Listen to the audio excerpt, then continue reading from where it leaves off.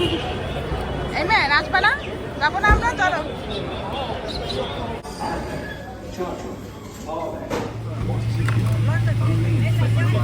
When leaving, take the emergency exit nearest to your seat, which may be behind exit Boeing 777-300 if needed.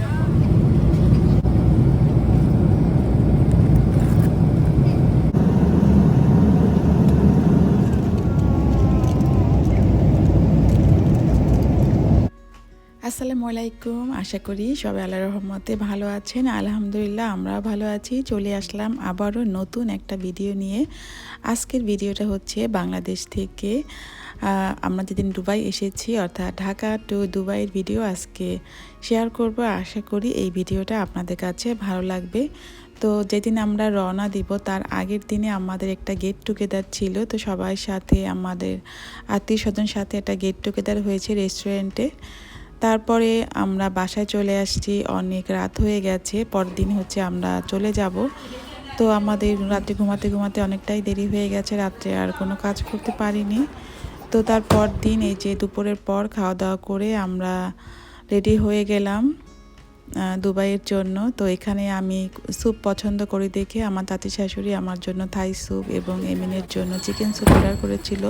যদিও থাই স্যুপটা আমার খাওয়া হয়নি, কিন্তু এখন এটা দেখে আমার খুবই খারাপ লাগছিল। তো সবাইকে বিদায় দিয়ে আমরা এই যে চলে আসলাম এয়ারপোর্টে। তো আজকে আমাদের যাওয়ার পালা, আসলে খুবই খারাপ লাগছিল। তখনও আসলে ওরকম বিশ্বাস হচ্ছিল না যে আমরা চলে যাচ্ছি এত দূরে। তো যাই হোক, কি আর করা, যেতে তো হবেই। তো যাওয়ার মুহূর্তটা আসলে যারা দেশ ছেড়ে চলে যায় তারাই আসলে বলতে পারে যে তখন সিচুয়েশনটা কেমন লাগে, মনের ভিতরটা তখন কেমন করে। শুধু যারা চলে যায় দেশ ছেড়ে তারাই আসলে এটা বলতে পারবে। তো যাই হোক, কি আর করা, এই তো আমরা চলে আসছি অলমোস্ট এয়ারপোর্টে। তো আমার ভাই এসেছিল। এই মেয়ে নাচবে না? যাবো না আমরা, চলো।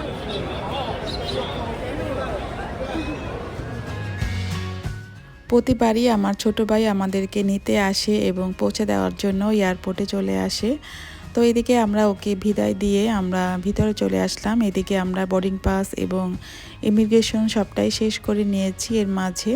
তো এখন এই মেন বাংলাদেশের জুস খেয়ে নিচ্ছে শেষবারের মতন করে। আর এখন হচ্ছে আমরা প্লেনের ভিতরে চলে আসছি। তো তখন আসলে আমার মনটা খুবই খারাপ লাগছিল। যাই হোক, কি আর করা। আর ওরা তো ওদের মতন খেলছে, এমিলিয়া আর এইমেন। ওরা তো কিছু বুঝতেও পারছে না, ওরা ওদের মতন করেই সময় কাটাচ্ছে।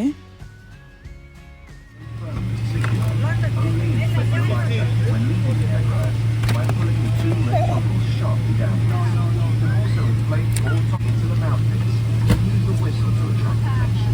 In the unlikely event of underwater water, cabin crew will distribute life jackets for আর এরই মাঝে আমাদের প্লেন আকাশে উড়ালও দিয়েছে। এই সিনারিটা আসলে আমার কাছে খুবই ভালো লাগে, যখন আকাশে উড়াল দেয়। নিচের জিনিসগুলোকে দেখতে খুবই ছোট ছোট লাগে আর দেখতে খুবই সুন্দর লাগে। nearest to your seat, which may be behind you. There are 10 emergency exits Boeing 777-300 if needed.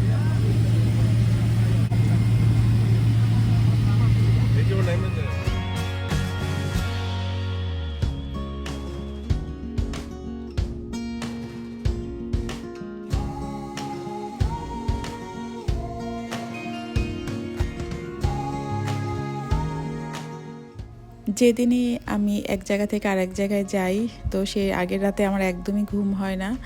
আর ঘুম না হওয়ার কারণে খুবই খারাপ লাগছিল। আসলে সবসময় আমার এরকমই হয়ে থাকে, কোথাও যাওয়ার আগে আমার টেনশনে ঘুম আসে না। তো যাই হোক, এই হচ্ছে আমাদের খাবার। প্লেনে এইমেনের খাবার দিয়ে দিয়েছে, কিন্তু এইমেন এদিকে ঘুমিয়েছিল। তো এমিলিয়াকে ওর বাবা খাওয়াচ্ছিল। আর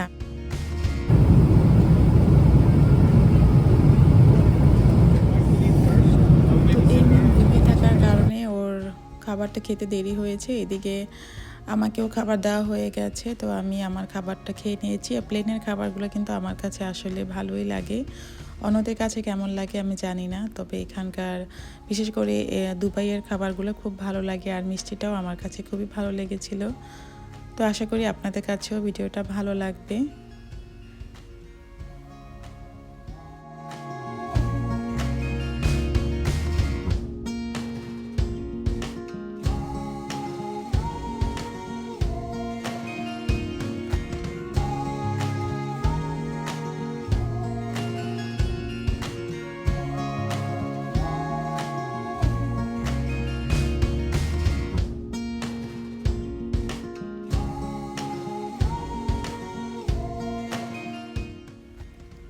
প্লেনের ভিতরে এইমেন আর এমিলিয়া মোটামুটি ভালোই ছিল, সেরকম একটা বিরক্ত করেনি। তো মাঝে দুইজনই ঘুমিয়ে নিয়েছে, ওর বাবাও ঘুমিয়ে নিয়েছিল, আর আমি তো ঘুমাতে পারিনি। আমার তো ঘুমাতে হবে একদম বাসায় যেয়ে তারপরে। যাই হোক, এর মাঝে কিন্তু দুবাইয়ের কাছাকাছি আমরা এসে পৌঁছেছি। আমাদের আসলে এখন ল্যান্ডিং টাইম হয়ে গেছে। তো ল্যান্ডিংয়ের টাইমেরটা আমার কাছে খুবই ভালো লাগে না, একদম খুবই বাজে লাগে, কানে ব্যথা হয়। যদিও অনেকবারই যাওয়া হয়েছে, তারপরও আমার কাছে এই সময়টা একদমই ভালো লাগে না, কানের মধ্যে কীরকম একটা ব্যথা করে। তো যাই হোক, এই যে আমরা দুবাইতে এখন ল্যান্ড করব।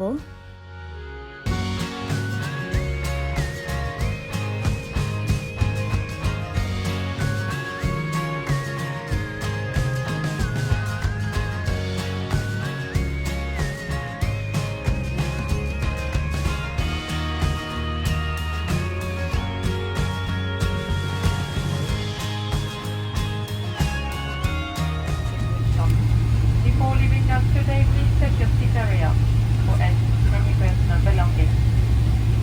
Thank you for flying Emirates. We hope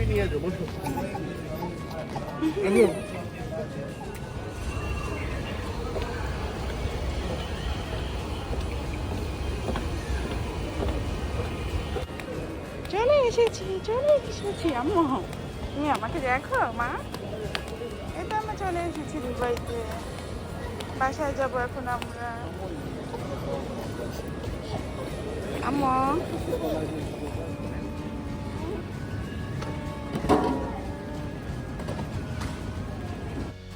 আলহামদুলিল্লাহ, দুবাইতে আমরা খুব ভালোভাবে ল্যান্ড করে, তো ইমিগ্রেশন শেষ করে আমরা এখন ট্যাক্সি নিয়ে বাসায় যাব।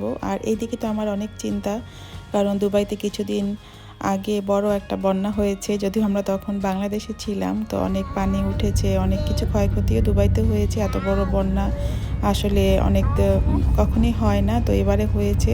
তো এটা নিয়ে আমি খুব চিন্তিত ছিলাম, আমাদের বাসার আশেপাশে নাকি অনেক পানি উঠে গেছে। তো যাই হোক, কি আর করা। তো আমরা ট্যাক্সি নিয়ে এখন বাসায় যাব, জানি না বাসায় পৌঁছাতে পারবো কি না। তো এই নিয়ে আমার ভিতরে একটু ভালোই ভয় ছিল, কিন্তু আশেপাশে সবাই বলেছিল যে না, এখন সব কিছুই নাকি নর্মাল হয়ে গেছে। তো গাড়ি থেকে চারপাশে দেখছিলাম যে সব কিছুই নর্মাল, সেরকম কোনো আসলে কোনো ক্ষয়ক্ষতি আসলে দেখা যাচ্ছিল না। পানি টানি যা উঠেছে বা বৃষ্টি হয়েছিল তার কোনো কিছুই আসলে দেখা যায়নি। তো আলহামদুলিল্লাহ, এই যে আমরা বাসায় পৌঁছে গেছি। আমার ছেলে দেখেন যে সব কিছু সে নিজেই ভিতরে নিয়ে যাচ্ছে। তো কেমন লাগলো ভিডিওটা, আশা করি আপনাদের কাছে ভালো লেগেছে। আর যদি ভালো লেগে থাকে প্লিজ একটা লাইক করবেন, চ্যানেলে নতুন হয়ে থাকলে সাবস্ক্রাইব করে আমার পাশে থাকার অনুরোধ রইল। দেখা হবে অন্য কোনো ভিডিওতে, সে পর্যন্ত সবাই ভালো থাকেন।